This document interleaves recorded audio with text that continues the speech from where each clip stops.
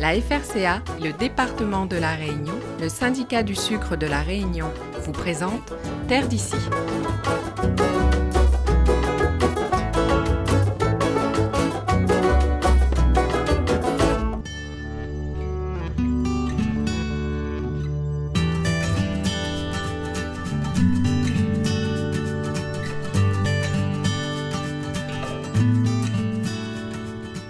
Tous ensemble pour sauver la culture du manioc.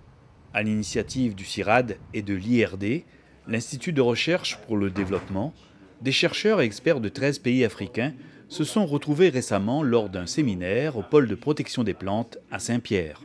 Objectif : jeter les bases d'un réseau de surveillance mondiale des maladies virales et bactériennes qui touchent le manioc. Je dirais d'abord que c'est une très bonne initiative parce qu'en tant que chercheur, à l'Université Nangoué-Bourgois, je coordonne un projet sur les maladies et les ravageurs du manioc. Donc il était intéressant de venir prendre part à cette activité qui allait impliquer des chercheurs d'autres parts du monde. Parce que souvent, en tant que chercheur, nous travaillons un peu de manière isolée.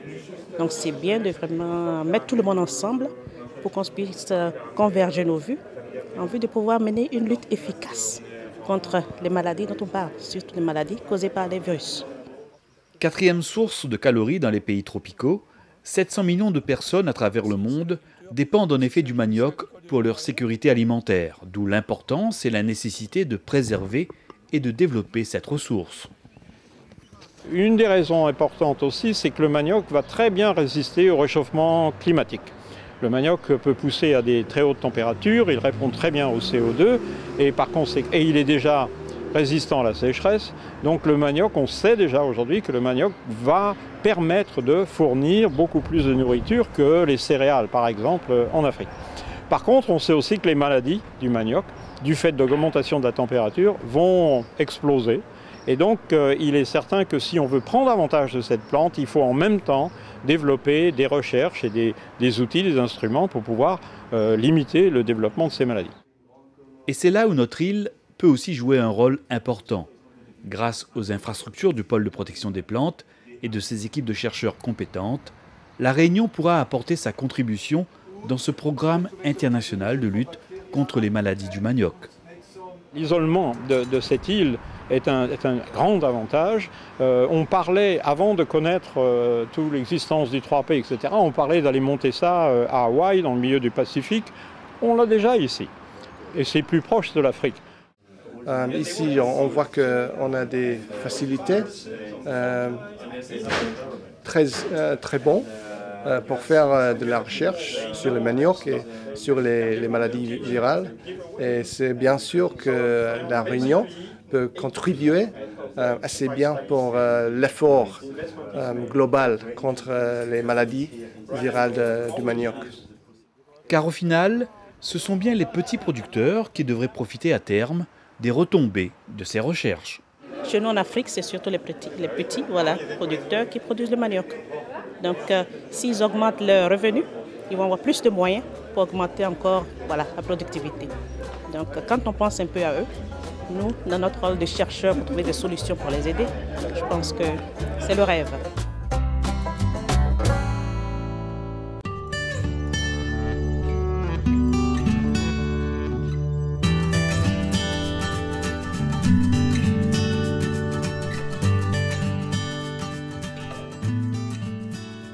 Son rêve, Michael Payette, lui, l'a réalisé.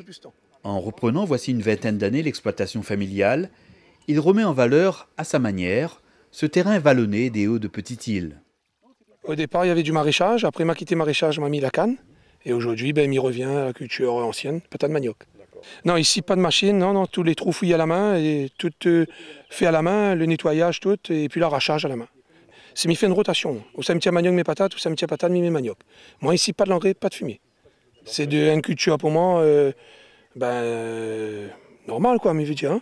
Pas d'apport d'engrais ou de pesticides. Résultat, des plants sains et vigoureux, avec des conditions de culture quasi bio. Michael cultive ici principalement une seule variété, le manioc blanc, selon une technique que lui a appris son père. Pour l'exemple, il ne faut pas planter au fond. Regarde, le bois de manioc est juste à la surface de la terre, juste là. faut pas planter au fond. Pourquoi il ne plante pas au fond? Parce que quand on plante au fond, il donne plus au fond et quand il arrive pour arracher, ou après assez de force pour arracher.